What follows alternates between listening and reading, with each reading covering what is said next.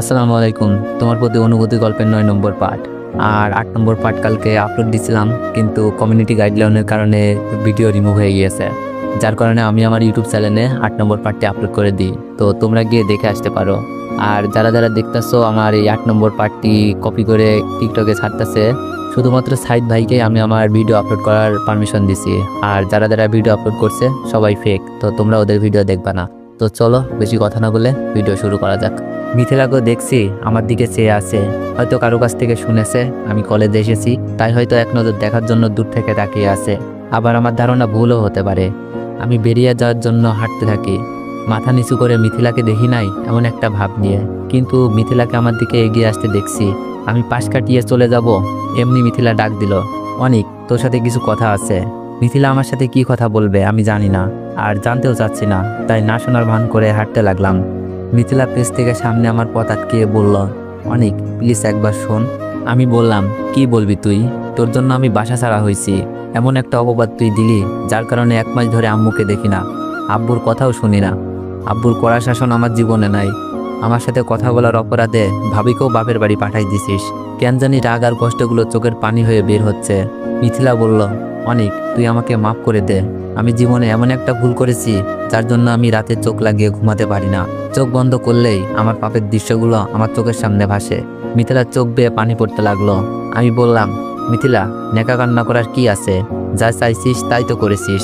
আমিও চাইলে তোদের সব কিছু ফাঁস করে দিতে পারতাম, কারণ আমার কাছে ভিডিও আছে, কিন্তু তোকে ভালোবাসতাম। তোর সম্মান যেন নষ্ট না হয়, তাই নিজের সম্মান নষ্ট করে সবার চোখে দর্শক নামক মিথ্যা অপবাদ নিয়ে বাসা থেকে বের হয়ে গেলাম। কিন্তু একটা দুঃখ কি জানিস, ভাবিকেও বাসা থেকে বের করে দিয়েছে। ভালো থাকিস। চোখ বেয়ে পানি বের হচ্ছে। আবার কেন জানি মিথিলার সাথে কথা বলতেছি, রাগও হচ্ছে নিজের ওপর। আর কথা বলার ইচ্ছা ছিল না, হাঁটতে শুরু করলাম। মিথিলা বলল, অনিক দাঁড়া প্লিজ শোন। আমি জানি মিথিলা এগুলো অভিনয় করতেছে, কারণ মিথিলা নিখুঁত অভিনয় করতে পারে, যেভাবে পরিবারের লোকজনদের সামনে করলো। আমি আর মিথিলার সাথে কথা বলতে পারছিলাম না, চলে আসলাম। ইস, আম্মুকে যদি আজ দেখতে পারতাম। আমি আবার ঢাকায় ব্যাক করব। টিকিট কেটে বাসের মাঝখানে জানালার পাশে বসে আছি। এমনি জানালা দিয়ে আব্বুকে দেখতে পেলাম, সাথে আম্মু। কিন্তু আম্মু তো বোরকা গায়ে, মুখটা দেখতে পাচ্ছি না। তবে এটুকুতেই মন জুড়িয়ে গেল। আব্বুকে আগের মতো হাসি খুশি দেখতে পাচ্ছি না, কেমন জানি মন মারা হয়ে আছে। আম্মু হয়তো একই অবস্থা, কিন্তু সবচেয়ে আশ্চর্য বিষয় হলো ভাবিকেও দেখতে পাচ্ছি, ভাইয়াও পাশে। তবে কি আজ ভাবিকে বাসায় নিয়ে যাচ্ছে? হয়তো সবার মন গলে গেছে, আমার জন্য তাদের কি মন কাঁদে?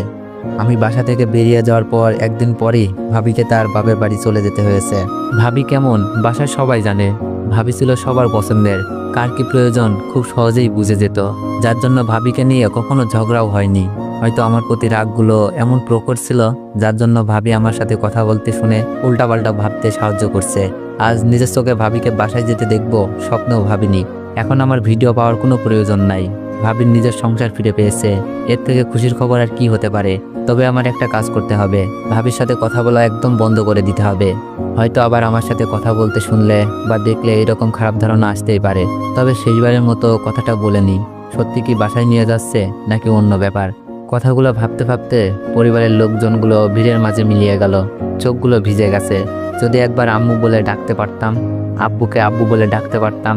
এই জীবনে না জানি সেই সুযোগ হয় কিনা। গাড়ি চলতে শুরু করলো আমার চিরচেনা শহরটাকে ছেড়ে। মনে আজ কিছুটা শান্তি খুঁজে পাচ্ছি ভাবিকে বাসায় ফিরে যেতে দেখে। যদি এমন হতো আমিও আজ বাসায় যেতে পারতাম। এই জীবনে হয়তো হবে না, কারণ নিজেকে প্রমাণ করার মতো কোনো প্রমাণই আমার কাছে নেই। যে একটা ভিডিও ছিল তাও হারিয়ে ফেলেছি।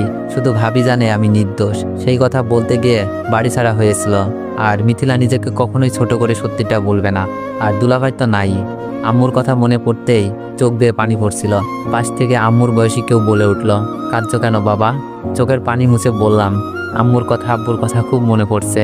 মহিলাটা বলল, কেন তোমার আব্বু আম্মু কি নাই? মহিলাটা হয়তো ভাবছে আমার আব্বু আম্মু মারা গেছে। আমি বললাম, আছে, কিন্তু আমাকে তাদের ছেলে বলে দাবি করে না। মহিলাটা আগ্রহ নিয়ে জানতে চাইল, কেন কি হয়েছে? মহিলাটাকে ঢাকায় আসতে আসতে সবকিছুই বললাম। উনি আমার মিথ্যা অপবাদের কাহিনী শুনে চোখের পানি ফেলছিল। বাস থেকে নামার সময় ওনার বাসার ঠিকানা দিয়ে যায়। ওনার নাকি কোনো ছেলে নাই, সময় পেলে যেন দেখা করতে যাই। বাসায় আসার পর ফ্রেশ হয়ে খাবার খেয়ে রুমে শুয়ে আসি। খুব ক্লান্ত লাগছিল। আর ভাবছি মিথিলার কথা কি সবগুলো শোনার দরকার ছিল, নাকি যতটুকু শুনেছি সবটাই ভুল করেছি। রিমি কলেজ থেকে আসার পর আমার সাথে দেখা করতে আসলো, কাগজপত্র আনছি কিনা, আসা যাওয়ার কোনো সমস্যা হয়েছে কিনা জানতে চাইলো। আমি যখন মিথিলার সাথে দেখা হওয়ার কথা বললাম, রিমি মন খারাপ করে ফেললো। তবে যখন ভাবিকে ভাইয়ার সাথে আব্বু আম্মুর সাথে বাসায় যাওয়ার কথা বলি, রিমি অনেক খুশি হলো। রিমি জানতে চাইলো মিথিলা কিছু বলছে কিনা। আমি সব কিছু খুলে বললাম।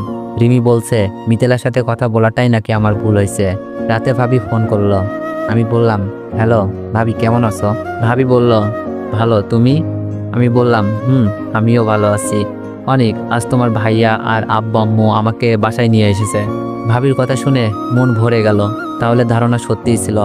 আমি বললাম, তাই নাকি? কিন্তু এতদিন পরে নিতে আসলো? ভাবি বলল, ওরা বলেছে তোমার উপর রাগ করে নাকি আমার সাথে এমন করেছে। তোমার সাথে এই পরিবার কেউ যোগাযোগ করুক এটা নাকি তারা কেউ চাচ্ছে না। ভাবির কথা শুনে মনটা আবার খারাপ হয়ে গেল। তার মানে আমার প্রতি তাদের কোনো মায়া হয় না। চোখ মুছে বললাম, ও আচ্ছা ভাবি, তাতে কোনো সমস্যা নাই। তুমি বাসায় ফিরে গেছো, এতেই আমি খুশি।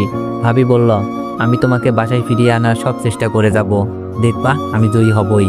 আমি বললাম, দরকার নাই ভাবি, আমি শুধু তোমাকে বাসায় ফিরিয়ে দেওয়ার জন্য ভিডিওর প্রমাণ খুঁজছিলাম। আজ আমার আর কোনো কিছুরই দরকার নাই, তোমরা ভালো থেকো। বলেই ফোনটা রেখে দিলাম। সাথে সাথে সিমটা খুলে ফেলি, যেন ভাবির সাথে আর কোনো যোগাযোগ না হয়। ভাবি তার সংসার নিয়ে ভালো থাকুক, আমি ফিরে যাওয়ার চিন্তা করি না। করলে হয়তো ওই দিনই ভিডিওটা দেখিয়ে দিতাম। তখন যেমন মিথিলার ভালো চেয়েছি, আজও চাই মিথিলার সম্মান নিয়ে বেঁচে থাকুক। আর যদি পাপের পরিমাণ বেশি হয়ে যায়, তার শাস্তি মিথিলার নিজ থেকেই পাবে। আমি যখন মিথিলার ভালো চেয়ে বাসা থেকে চলে এসেছিলাম, এখন স্বার্থপর হতে পারবো না। আর আমার কাছে এখন নির্দোষ হওয়ার প্রমাণও নাই। পরের দিন রিমির সাথে গিয়ে কলেজে ভর্তি হয়ে যাই। রিমি বিজ্ঞান বিভাগ আর আমি মানবিকে, তাই ক্লাসগুলো ভিন্ন। শুধু কলেজে যাওয়ার আসার সময় দেখা হতো, মাঝখানে বিরতি। ক্লাসে প্রথম দিন আমার পরিচয় দিতে হলো শিক্ষকদের কাছে। সবকিছু ঠিকঠাক বলি, শুধু মামার বাসায় থেকে পড়ালেখা করব এটাই মিথ্যা বলেছি। এভাবে চলতে থাকে আমার দিন। অফিসের কাজ বুঝতে পারি না, তাই কাজ করা বন্ধ রাখতে বলেছেন আঙ্কেল। আমি ভাবছি এই মানুষগুলো এত স্বাধীন হয় কি করে। আঙ্কেল নিজের খরচে আমার পড়ালেখা চালানোর সিদ্ধান্ত নিলেন, আর যখন ইনকাম করব তখন পুষিয়ে দিতে বললেন। আজ বাসার সাথে যোগাযোগ নেই 1 বছর। জানি না কে কোন অবস্থায় আছে, তবে আমি খুব ভালো আছি। শুধু ভালো নেই আমার মনটা শুধু আম্মুটার জন্য কাঁদে, দেখতে মন চাই। এখন আমি আঙ্কেলের অফিসে কাজ করি, নিজের সম্মান রক্ষার্থে। রিমির সাথে দিন দিন প্রেমের সম্পর্ক হয়ে গেছে। আমি প্রকাশ না করলেও রিমি খুব ভালোভাবেই প্রকাশ করে ফেলেছে। কলেজের সবাই জানে আমাদের মধ্যে প্রেম, যার কারণে কোনো মেয়ে ভাব নিতে আসে না। আর ভুল করেও কেউ আসলে রিমির তো অত্যাচার আছেই। তবে রিমি ছাড়াও কলেজে আমার আর একটা মেয়ে ফ্রেন্ড আছে, নাম আশা। আশা হলো রিমির ওই ফ্রেন্ড। আমার সাথে দেখা করাতে নিয়ে এসেছিল সেই মেয়েটা। আশার ভাইয়া নাকি বিয়ে করছে, তাই ইনভাইট করলো। আজ নাকি সেখানে যেতে হবে আমাকে আর রিমিকে। কি আর করার, বিয়েতে গেলাম। কিন্তু কোণের বাড়ি গিয়ে আমি পা ফেলার জায়গা পাচ্ছি না, কারণ আশার ভাইয়ার সাথে সুমি আপুর ননদের বিয়ে, মানে দুলা ভাইয়ের বোনের বিয়ে। আর আমি আজ সেখানেই। তো এভরিওয়ান, নেক্সট পার্ট চাইলে একটু বেশি বেশি কমেন্ট করুন আর একটু বেশি বেশি কপি লিঙ্ক করে দিয়েন। ধন্যবাদ।